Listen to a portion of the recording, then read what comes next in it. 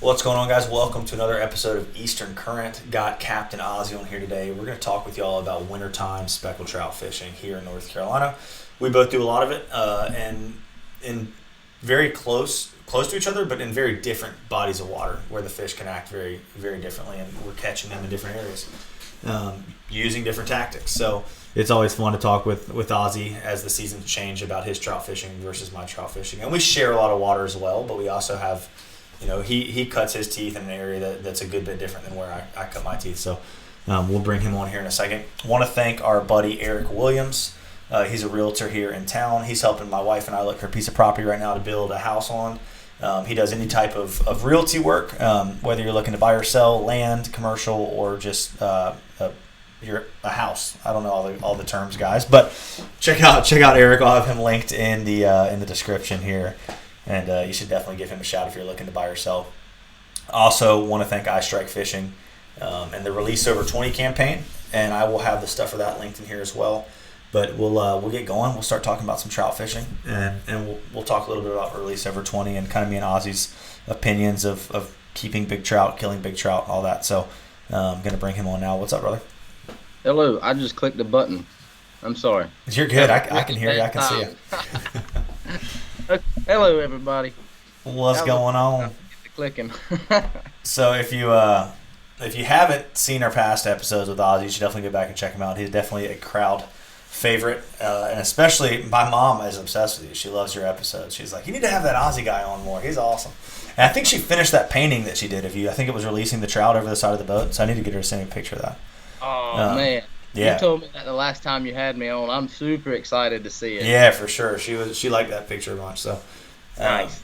But yeah, so let's talk a little bit about wintertime trout fishing. And it's been a different winter. And I mean, so I look a lot into the Farmer's Almanac as seeing what it usually predicts pretty well if we're going to have a cold winter or a warm winter or dry or wet winter. Same with the summers, and it was calling for such a frigid cold winter this year, and our section of the East Coast really has not seen, extended cold temperatures, and I feel like that's kind of hurt us as far as our trout fishing goes this year. What have you been seeing kind of in your area as far as the trout fishing goes? I've seen feast or famine. Yeah. If I had to put a title on this trout season, feast or famine. Yeah. You can have a record-breaking day, or you might have to capitalize on the 3 bites you get. Yeah. But if I were to say something to any trout fisherman, this goes for any winter, but especially this winter, the winter we're having, like it's 75 degrees, the water temp was 65 today or 64 point something today. Don't put your top waters away. Yeah. That's been killer for me this winter. And don't be scared of throwing it in depth neither. Yeah. I've done really, really good doing that this winter. Sorry, that's my dog. You're good. I'm surprised my pup's not yapping. He must be sleeping.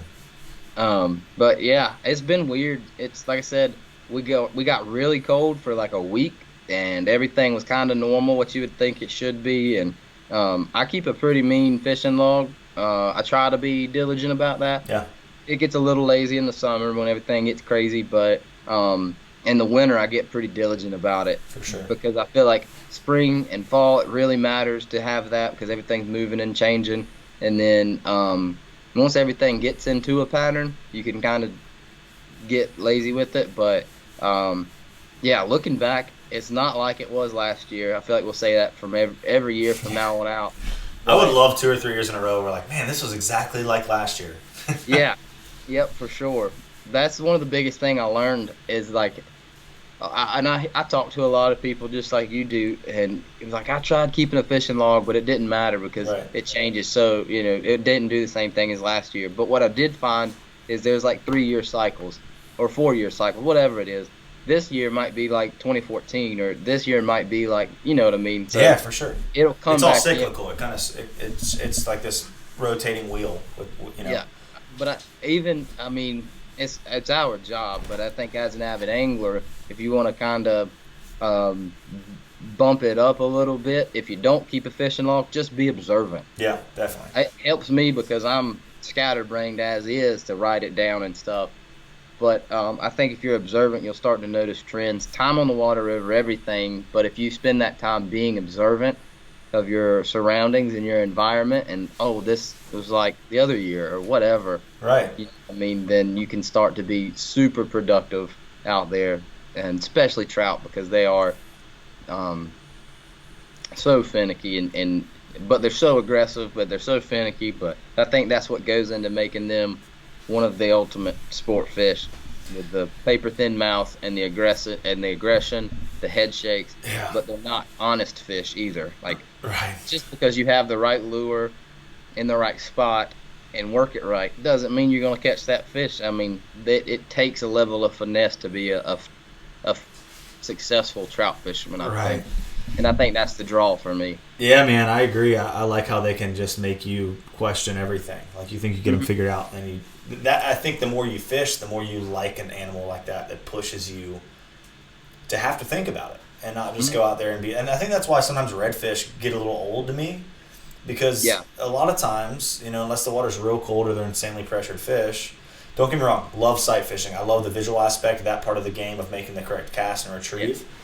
But I do like a fish that sometimes you do everything perfect and they still say no. Like, it makes the wheels turn. It makes you think about it. Speaking about, you're talking about fish logs and keeping track of things, and really there's so many little nuances that you can keep track of that will definitely be helpful. But if you're going to pay attention to one thing, especially through the winter, I think water temperature is the most important one.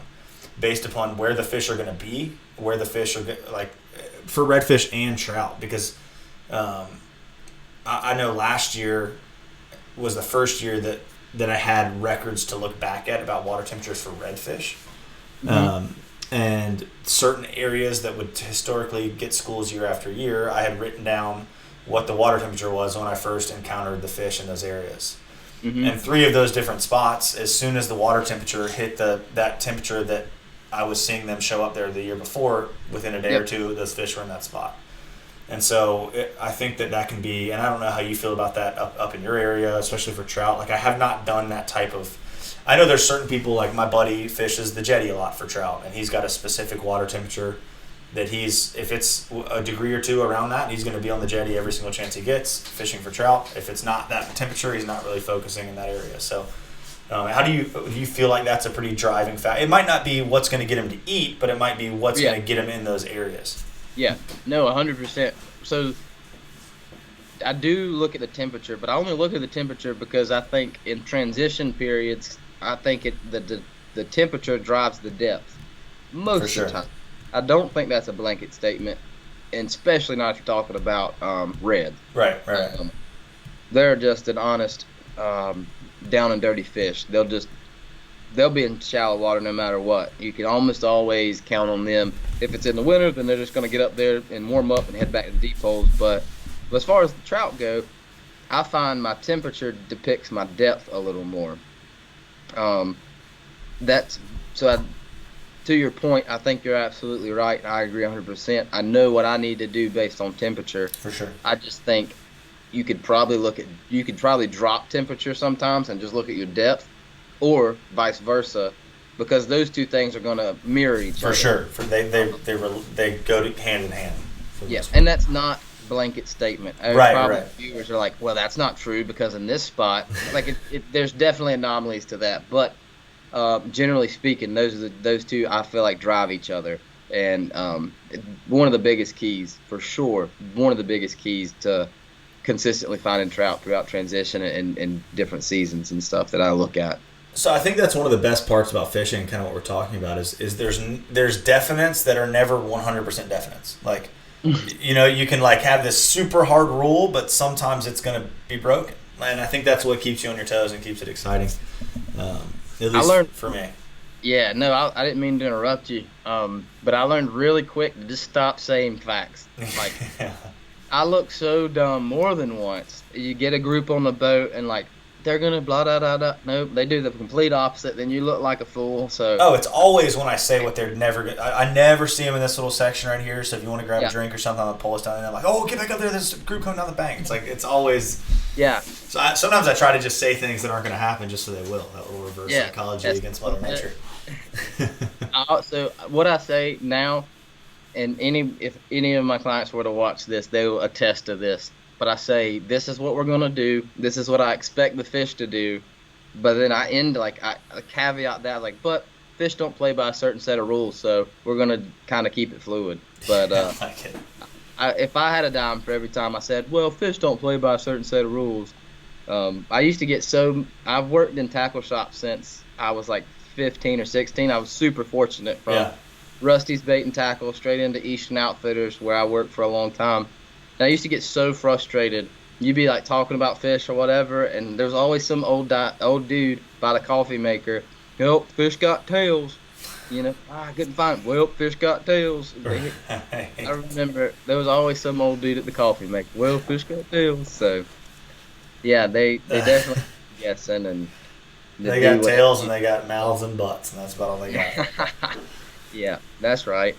Man, it's But it's funny, especially trout. Man, I think trout make more people lose their hair than any other fish. Maybe tarpon as well, because tarpon are one of those fish that like you can sit there and look at them all day, but if you're not in the right area, throwing the right thing, they're not going to eat. And I feel like that's what a trout is, and I feel like those are the kind of fish that separate. Like people who like to fish from anglers. People who mhm, really take it seriously as a science and a sport. And yep, I recorded a podcast the other day with this guy named Justin Carter down in South Carolina, and he said, I'm probably going to butcher this a little bit, but I really liked it. He's like, fishing is the only sport in the world where we rely on an animal to decide yes or no if it's going to eat what we're showing it. So it's like we need to be as prepared as we possibly can, because there's always this one unknown variable. Like yep, if it's basketball or any other sport, it's a little more controlled. I don't know, maybe not as much. I'm not a sports guy, so I really don't know. But yeah, um, dealing with something that just has a mind of its own and can say yes or no, it yeah.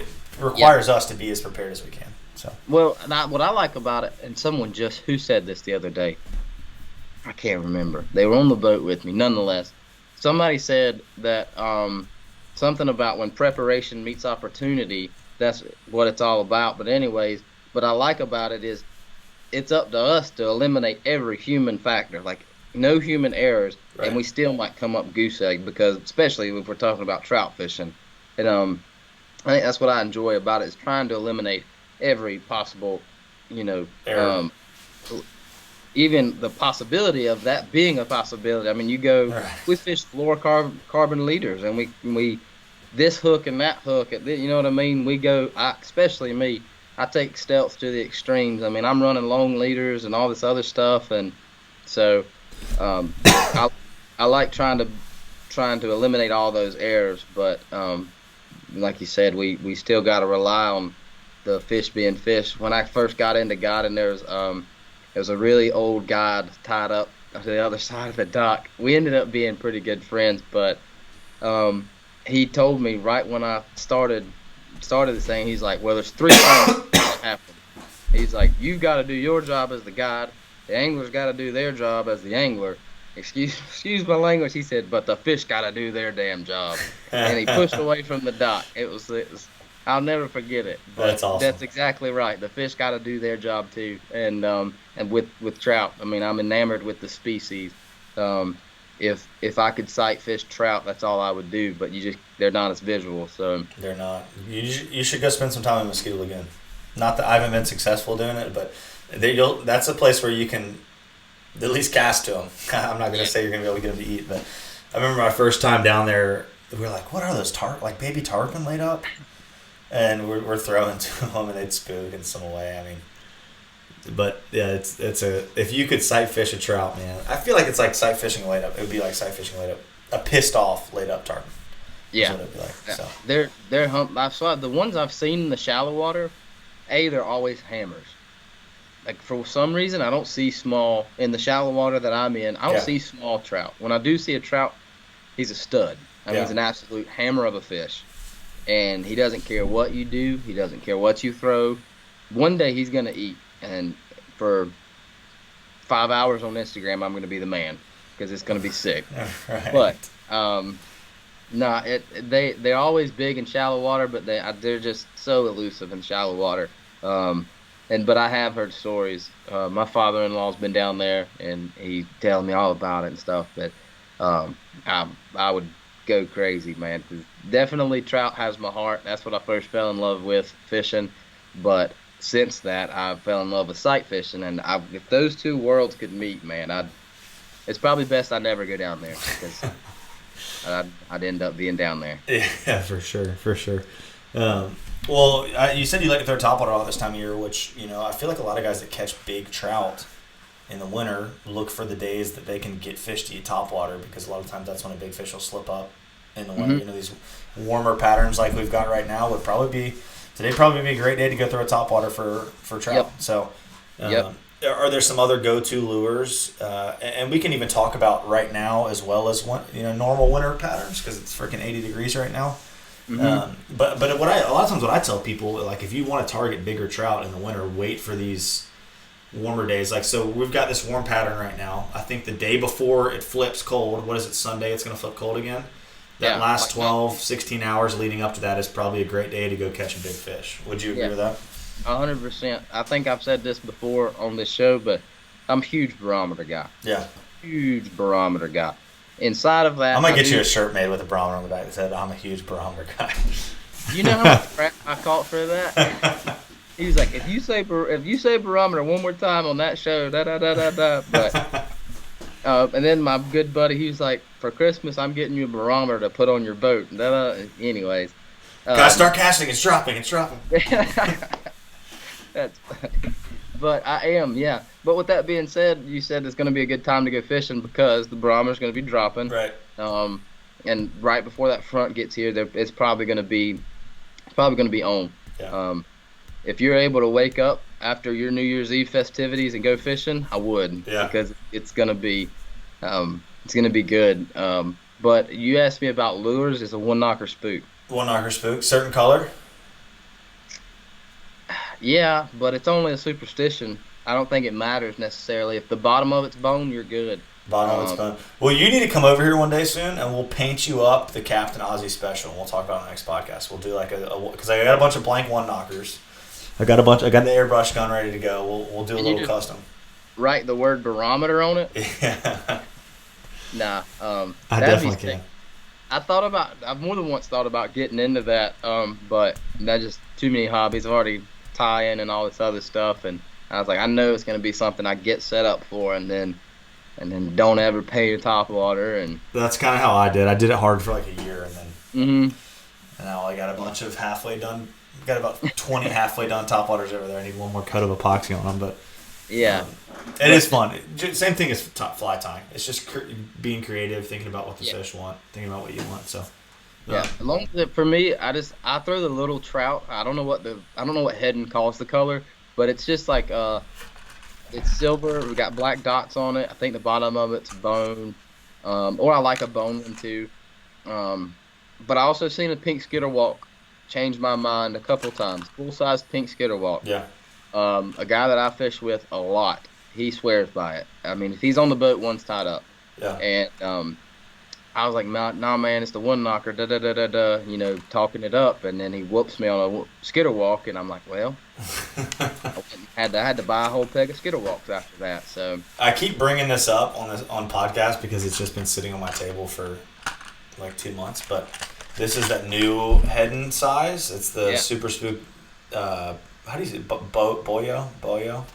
It's like a 2-inch topwater plug. I feel like it could be a productive wintertime plug as well. I've got all these random like topwater lures here that I bought. This one I haven't fished, but I think a trout would probably wreck this thing.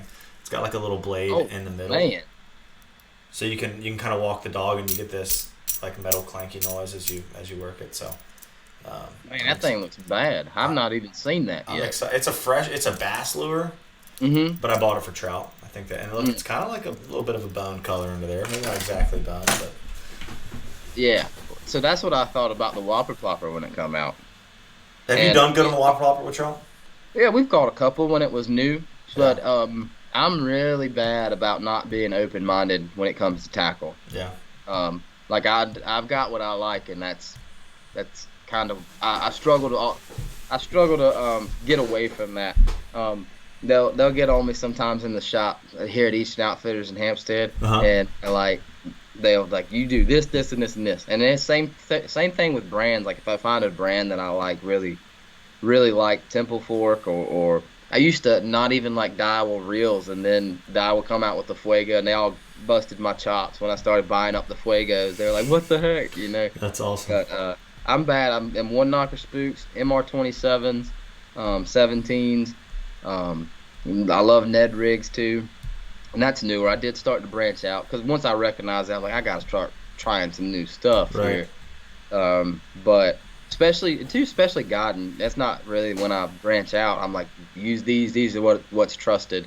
But we were actually fishing in the New River the other week. I actually hopped on a good buddy of mine's boat. I just got in town from Tennessee, and I needed to go fishing because I hadn't for like 4 days. So I hopped on his boat, and he pulled out a Catch 2000, and I hadn't fished one in years.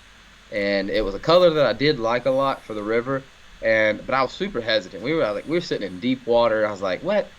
Catch 2000 in deep water? I normally that's a 3 to 5 foot bait for me. Right. And lo and behold, man, it was on. That's all awesome. they wanted to eat was That's a Catch awesome. 2000. So that kind of speaks to trying other stuff or whatever. But of course, what did Ozzy do? Goes to the tackle shop. I bought a peg of Catch 2000. So You sound like me, man, when something works. I mean, that was like me with a 3DS minnow. The first time I ever went out and fished a 3DS minnow and it worked, I bought like probably $75 worth of 3DS minnows after that. And I still love them. They work great, but man, they'll cancel them on you. They'll quit making them. yeah, they will. Like what's that? VMC Sure Sets. Yeah, yeah, Why would they quit making those? I loved them. yeah. Like I got burned that time. I didn't buy them up, and they quit making them, and I was like, oh no. So I had to go find another brand that made something kind of similar. But For sure. that's another thing I swear by. I swear by Sure Sets. Some Sure kind Sets. of Sure Set. Yeah, Having yeah. that long shank goes a long ways. Yeah, I agree. Getting that hook down a little bit deeper, more time for it to catch when you're setting the hook, I feel like is really what it boils down to. Have you fished the twitch and wrap, that real popular bait up in the Pamlico that they don't make anymore? That balsa So bait? there was a guy down here in Sneed's Ferry who he played sort of like a mentor role when it come to becoming like a trout fisherman. He was a stellar angler, and but he swore by a twitch and wrap, and he showed me what it was and all this other stuff, and I fished it a couple times, and man, it caught fish. Of course, eventually I lost it, and I don't have it anymore. Don't have any of them anymore, and struggle to find them, but. He's one of those guys, like if he says it, it's kind of the gospel. Like you believe what he says, and Right. he has a basement full of them. He was kind of the guy we're talking about, goes and buys them up, and he loves them. And this is a big trout guy. Yeah. So I definitely think that's something to have in the arsenal, 100%. Yeah, If that's I a had cool more bait, of man. yeah, I would throw more of them if I had them for sure. Part of me wants to, God, it'd be cool to get it. Like they're still around. Get a couple of them and try to make that mold. Or I guess you would just have to whittle them out of balsa and figure out how they're weighted. Yeah. Kind of weight them and make your own baits. But those a lot of big fish come on those baits, man. Yeah.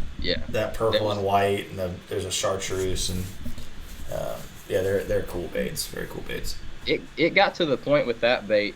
We would, the 1v1 trout series out of Yeah. Jacksonville. We would all come back to the ramp after fishing whoever you fished that day, and everybody struggled. And here comes that guy. I had a great day. I had 4 fish over 7 pounds. Da da da da. There's a freaking twitching wrap. So that my opinion definitely changed about that after hearing him rant and rave about a twitching wrap.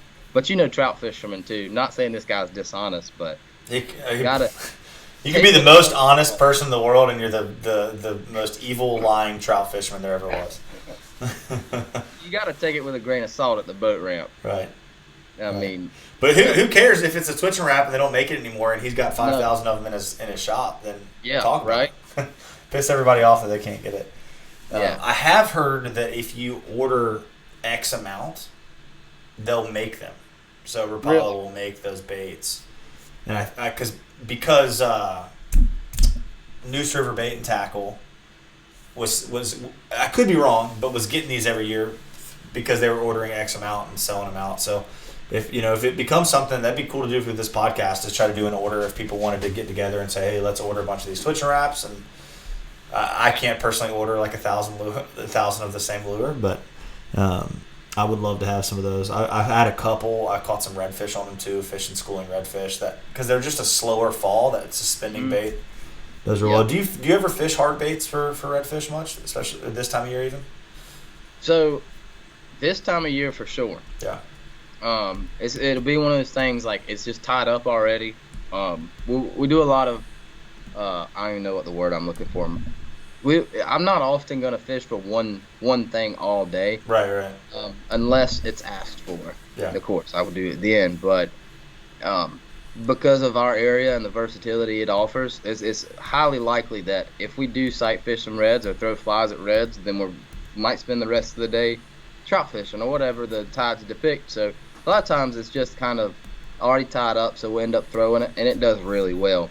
And I got into the conversation of like the other day, like why are we putting our mirror lures away in the summer? Like this bait, especially the Catch 2000 or bait similar to it, the MR9. I'm a big fan of the MR9 post front, and which is a real small glass spinner looking. Oh yeah. Real, like non-threatening profile. Yeah. I love it after the front and stuff. But anyway, like those would be great search baits. Like, Definitely. you can cover water. It's flashy. If the sun gets up and the topwater bite dies or whatever in the summer, which I mean, I'm pretty bad about throwing topwater all day.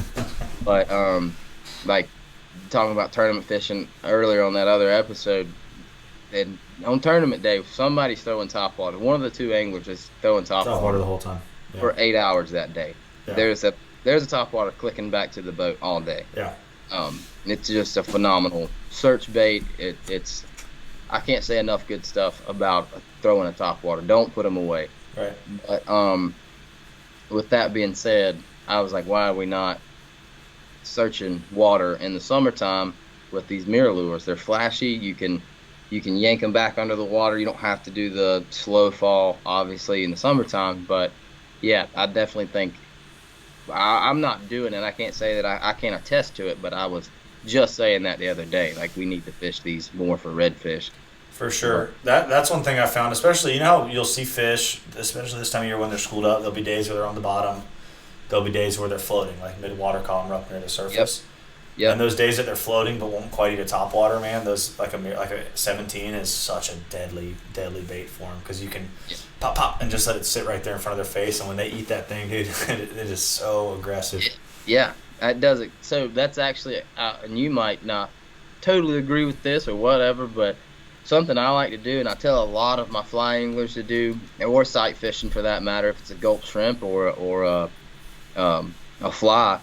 Once you get into, well, also what I tell them is what you're trying to do is put this lure, fly, whatever, into this fish's strike zone, but you want it kind of leaving his strike zone by the time he realizes what it is. Right. But what I tell him to do, as it's crossing this fish's nose or right here at a 45 of the fish, a good hard pop or even two good hard strips or whatever, that'll half the time that's going to turn the fish. Yeah, I agree. Whether you get that commitment to the follow through, you know, is fishing. But Right. I think two hard good pops, and I think a mirror lure would do that great. Sure. Like you just said, you can turn that fish's head outside of the school or whatever. But to your point, a mirror lure would do that great, because that thing will just roll almost like a menhaden will. Yeah, right on the water, side. you know. Yeah, and you can keep it at that level of the fish. Like, I Mm-hmm. feel like that's the biggest thing with trout and redfish is like fishing at their depth, having a bait that's kind of staying at their depth the whole time, where they don't have to like change. If they're suspending, they're not having to drop down to eat it, you know, or they can come up and eat it or eat it at their level. And if they're on the bottom, like in the cold months when we're catching trout on soft plastics, like that's why soft plastic does so well, because you can slow roll it across the bottom, you know, and keep it there. So I find it harder too. And that mirror lure again will do this great. For some reason, I find it harder for floating fish to have them look down. But if a fish was on the bottom, it's no problem and I think it's just the anatomy of the fish. But if somebody's retrieving and it falls too low, to get that lure back up in front of them without them getting freaked out and everything to go good is hard. It is. But if you're a little too high and you come across the fish, I think A, there's a good chance he might still turn his head, but B, it's nothing just to stop moving. The lure's gonna sink, or the fly's gonna sink. Right. But in a mirror lure, I feel like you would run into that less often because of the slow descent. For sure. It's cool how there's all these different designs, and Then you can get into jerk baits like slow sink, slow rise, floating. Like you have all these different ways that a bait can work through the water column, which can really play into, you listen to some of the speckled trout or speckled truth stuff where they dive into jerk baits and whatnot. Yeah. Do you fish a lot of them? I do. I have a lot of jerk baits. Yeah. I don't fish them as much as I should for the amount that I have, if that makes sense. But no, it does. The days that I pick up that right jerk bait, like that's the thing I think about jerk baits, man, is I think with all the different approaches, the slow sink, slow rise, floating, lengthwise, retreat, like weight wise, there's a jerk bait for like almost every scenario. And I feel like you can get a bite out of a trout on a jerk bait pretty much any day if you play through those different types of baits and figure out what they want. And even like this year, I was talking about this on the podcast the other day. Like I started during the tail end of the mullet run. I was fishing the lower Cape Fear River and watching trout blow up on mullet. Could not get them on a topwater. Was slow rolling a swim bait. Couldn't get them on that. I started slow rolling ripstop, which is a Rapala bait. And like a mullet color, and started smoking them. Like no pauses, no twitches, just throwing it out there and just reeling it straight back to the boat. And the trout were just freaking crushing it. But then I started fishing it like a jerkbait, wouldn't get bit. It would had to be that like just steady, slow reel, like 1,000 is a one rotation. And I'd watch those fish come up behind it and just crush it, just like they were the mullet. So, dang, it was that was eye opening for me because I'm like jerkbait, you got to jerk it. But you don't have to. You can just slow roll it. So, do you fish jerkbaits often? No, yes. I mean, I fish them. I have them in the box. But just last week, matter of fact, I get back to the ramp and I was like, you're just kind of driving home and thinking about the day or whatever. And I'm like, why didn't I tie a jerkbait on today? Right. Like, it was a day, and this goes into more like the fish being what they are. It should have been stupid bite, and it was a good bite, but it should have been on like crazy. Right. But we had to work for them and give them exactly what they wanted and stuff like that. And the guy I was fishing with, he mentioned it first. Actually, he's like, "Well, why don't we fish a jerkbait?" And I just kind of riding home with him, I'm thinking about the same thing. I was like, "Dang, the heck, why didn't we put a jerkbait on?" So, and I say that to say I don't fish them as much as I should. Right. But that goes back to me being hard-headed. I mean, I've got, unlike a lot of trout fishermen you'll see going out with 30 rods tied up in every rod holder, I feel like I could go out with 3 rods and feel just fine. Yeah, I'm with you on that. I think 3 or 4 lures, this is all you need for the day. Yep. You can figure out something out of 3 or 4 lures they're going to eat. Yeah, but there's days that the guys with 30 rods and who throw everything at them, they might do better than, you know what I mean? But trout fishing, I think, boils down to a grind sometimes. Yeah. Like, they're under you. They're there. I'm not a big electronics guy. Like, I just got a little Simrad Cruise 9 that doesn't do anything special.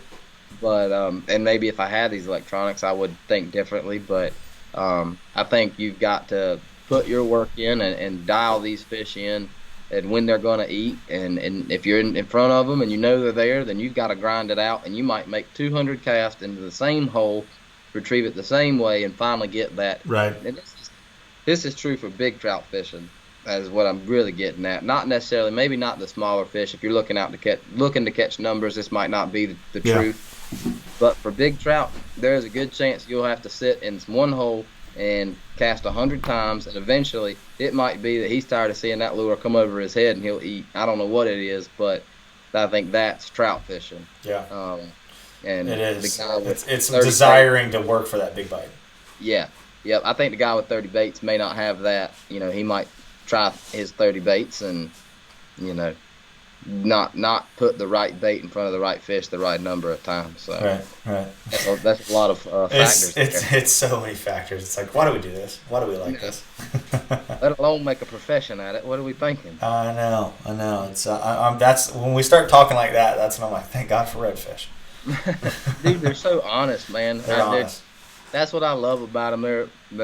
If you 9 times out of 10, if you're sneaky enough to put a lure in front of a fish and he has no idea where it comes from, that redfish is going to eat. Yeah. I mean, I love that aspect of them. But but again, like we said, it keeps the trout kind of spicy, keeps us coming back. Definitely, most definitely. Was there any other words of wisdom for wintertime trout fishing that you want to leave people with? Slow down. Slow down. Yeah, if anything, I say that it's 65-degree water temp right now. Yeah. Don't put your top waters away, for one. And then, I tell the story. I was actually fishing an old charity tournament with my old man one time, and water temp was in like 47, 48, pretty cold. Yeah. And we had caught 4 fish of 18-inch size, and I was like, we need better fish. So I throw the top water around, and he's like, hey, man, what are you doing? And he's like, it's cold. And, and sure enough, man, we start getting blow-ups, but they were on long pauses, like twitch, twitch, twitch, and then you can stop and eat a nab. And then you're getting the blow-up. So, yeah, don't put your top waters away, just slow them down. Yeah. And I'm the world's worst of retrieving too fast, especially if I start telling you what I think is an exciting story or something like that. Right. Start talking too much. Like, I don't mean to be rude, but I got to fish. Yeah, when I'm trout fishing, I don't talk very much when I'm with, a buddy and whatnot. I mean, there'll be times when I talk, but a lot of times when you're working for those bites, you got to sit there and really focus on what you're doing. And it's not to be rude. It's just because if we're going to be out here doing this, we might as well be focusing on trying to catch big fish. Yep. So. I'm trying to manipulate my rod to make this lure look a certain way, you know what I mean? Right, and right. For a one-track, hard-headed self, like myself, and I need every bit of attention I've got in my body. Right. So every fiber of my being's focused on this little piece of mirror lure. So heck yeah. I get the same way. Well, sweet, dude. Well, thank you for coming on. You guys, like I said, definitely go check out Ozzy. I'll have his stuff linked in here. If you want to see some other podcast episodes that aren't out on YouTube or on the podcast platforms, check out our Patreon page. We put out extra content every week there. It's a great way to support the show, and we're very thankful for our patrons over there. Also, we're much more likely to quickly get back to your questions. Another thing, too, I was thinking, me and Ozzy also recorded a mini episode about boats and what kind of boats we like. But if you want us to do any type of evaluate, if you got a boat you're interested in, you want us to do a little short mini episode talking about those boats, going through them, looking at some pictures, talking about our opinions of those boats, the pluses and the drawbacks, pluses and minuses, we would be happy to do that. So if that interests any of y'all that are listening to this podcast, hit us up, let us know what kind of boat you want us to go over, and we'll try to do some mini episodes about that, or maybe put them before or after a podcast subject. So thank y'all so much for your support here. Go give Ozzy a follow on Instagram. Hey, actually, real quick, Ozzy, before we finish this up, I tried to go off of memory on your lower third here. Is it Marker 23 Charters? Is that your Instagram? No. Okay, then if you were looking at that on here, you guys, that was completely wrong. So what is it? Exactly? It's CAPT _. I'm an idiot. Ozzy. OZZY. I'm an idiot. Let's see here. I'm going to change it right now, just here at the end, for people that need to see it. CAPT _. Ozzy. _. Now we've got it. Guys, thanks for checking out. Whoa, making it real big. I'm just going to put it across your whole face here. Do it. Thanks for checking us out today, guys. We will see y'all next week. Talk to you soon. Later.